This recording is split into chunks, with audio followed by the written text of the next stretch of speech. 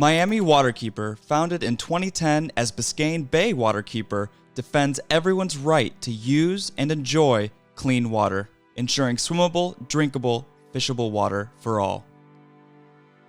Despite its importance, the bay faces increasing threats. Basic water quality standards often go unmet, and sewage spills, stormwater runoff, and algal blooms, amongst other pollutants, severely degrade the health of Biscayne Bay. Faced with this urgent need to avoid an ecological tipping point in Biscayne Bay, Miami Waterkeeper has led the response to these threats through a unique, multifaceted approach, employing education, research, and advocacy to effectuate change through collective action. This episode of Waves of Change illustrates just a few of those recent battles against water pollution and the work Miami Waterkeeper has done to safeguard South Florida's water resources. The Everglades, known for its abundant wildlife, sawgrass expanses, cypress swamps, hardwood hammocks, and tangled mangrove islands, is one of the most critical components of the South Florida watershed. The unique interconnectedness of this system not only provides habitat and refuge to important species, it also functions to recharge our groundwater aquifer, the primary source of drinking water for South Florida. Biscayne Bay, historically fed by Everglades sheet flow and fresh groundwater pulses, is the coastal estuary home to numerous species within its mangrove forests, shallow lagoons lined with seagrass meadows, and offshore coral reefs. Tarpon, bonefish, manatees, turtles, herons, and saltwater crocodiles are just a few of the biodiverse creatures that call the bay home. However, where dense forests, grasslands, coral reefs, and expansive seagrass beds once stood in abundance, towering skyscrapers, gray infrastructure, canals, and millions of people now occupy a majority of our largely man-made watershed today. The fishing out here for the community here on Big Cypress Indian Reservation, I am concerned about the quality of water that could be affecting the fish.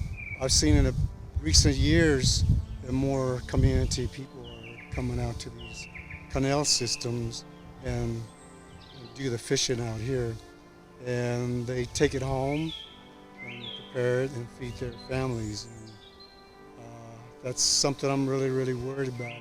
Big Cypress Indian Reservation is approximately 30 miles south of Lake Okeechobee. At one time, this was a very wide river. And so at one point, all this area was covered with sheets of water, and now it has been changed. The canal systems have been brought in through this area, and the land has been dried up. It has been rezoned, and the canal system continually takes the water away from this area. Because of the change, a lot of wildlife has vanished from here or disappeared. There used to be a lot more birds out here.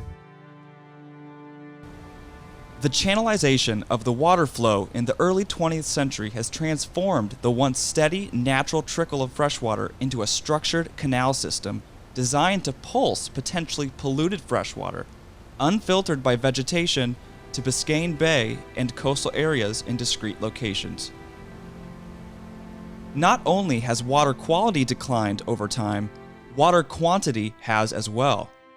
Decreased freshwater flow means that the once brackish water of Biscayne Bay is now much more saline. Depriving the bay of fresh water creates conditions which impact the estuarine balance needed for the bay to thrive. Our region requires clean, fresh, historic volumes of water. Our ecology, our drinking water, and our economy rely on it.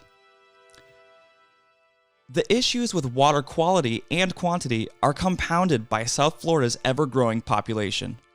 Population growth spurs development, placing increased demand for and burden on our natural resources. This time, The culmination of stressors on our water resources pushed our economy and our community to a social tipping point, and a new waterkeeper organization was born. Development in a sewage spill that is turning stomachs. Florida will fine the city of Fort Lauderdale for the massive sewage spill that's dumped millions of gallons of wastewater into waterways and neighborhoods. Right now on Local 10 News at 5:30, crews have finished repairing a major pipe that burst earlier this week in Hollywood, sending raw sewage onto streets. In the early 2000s, Biscayne Bay was plagued by ongoing and prolific sewage spills. Between 2008 and 2012, Miami-Dade reported more than 50 million gallons of sewage spilled. The sewage infrastructure was in fact aging, in some cases quickly approaching 100 years old. The engineers of the 1900s-era sewer system could not have fathomed the millions of people that would be relying on the system today. In response to the devastating ruptures and leaks, a group of anglers and boaters coalesced around these persistent sewer failures. A critical mass was reached, and Biscayne Bay Waterkeeper was formed in 2010. Meanwhile, the federal and state government initiated a legal action demanding a binding commitment from the county to fix and invest in the sewer system. South Florida's waters host over 500 species of fish and over a dozen threatened, endangered, or otherwise protected marine species.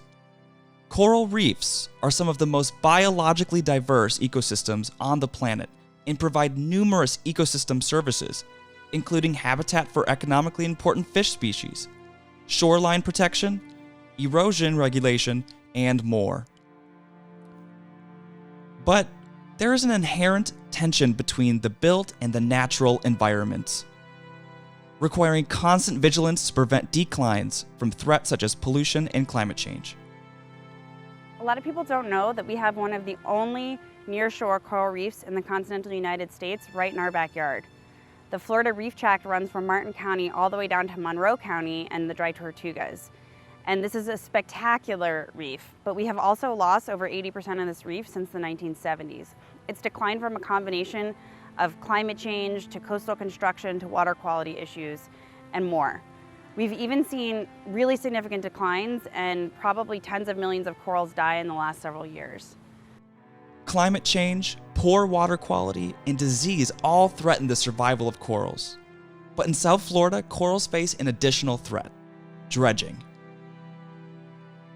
In a race to accommodate larger, next-generation shipping vessels, the U.S. Army Corps of Engineers began expanding ports along the eastern seaboard through a series of dredging projects. The Port of Miami was first on the list, dredged from 2013 to 2015, where the shipping channel bisects the Florida Reef Tract, an important habitat for threatened staghorn corals. Army Corps of Engineers illegally buried over 200 acres of our coral reef just off of Miami Beach during that dredging project.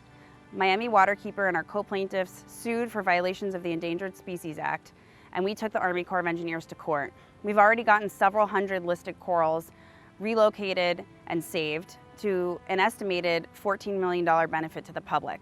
We're now fighting for better mitigation and to make sure that this doesn't happen again. The Army Corps of Engineers now wants to go just 30 miles north to Fort Lauderdale at Port Everglades, where the shipping channel also crosses the Florida Reef Tract, and they want to do the same thing again. We want to stop that from happening. We want to make sure that their environmental assessments fully account for the impacts that happened at Port Miami. Today, our second lawsuit against the Army Corps has successfully delayed the dredging project for several years and has resulted in the Corps reviewing their erroneous environmental assessments that recklessly underestimated project risks and minimized reef protections. Through citizen science, grassroots organizing, scientific research, and legal advocacy, Miami Waterkeeper has remained a key advocate for our imperiled and invaluable coral reefs and other marine ecosystems. Clean water is a right, not a privilege.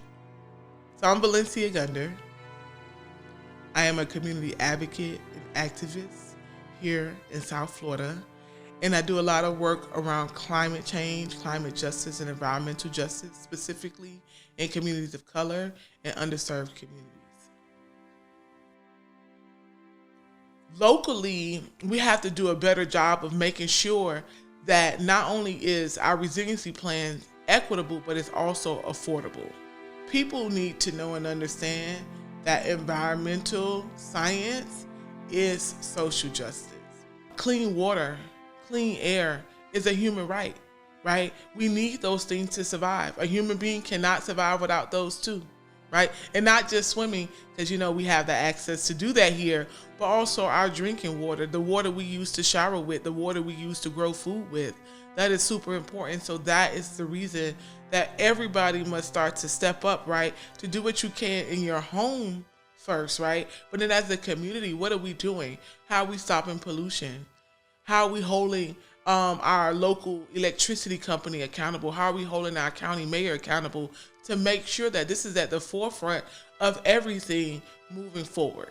So I would suggest that people start to speak up and ask for things or ask questions around environmental justice or resiliency, and see why our waterways are being damaged, or they're not being invested in or protected in the capacity that they should be. From the ocean to the Everglades and everything in between. Swimmable, drinkable, fishable water. For all. That is the Miami Waterkeeper mission. And it is one that is impossible to achieve unless our entire community is included in the solutions. In the past decade, Miami Waterkeeper has accomplished a number of significant water wins. But the fight for clean water isn't over. In fact, it is just beginning.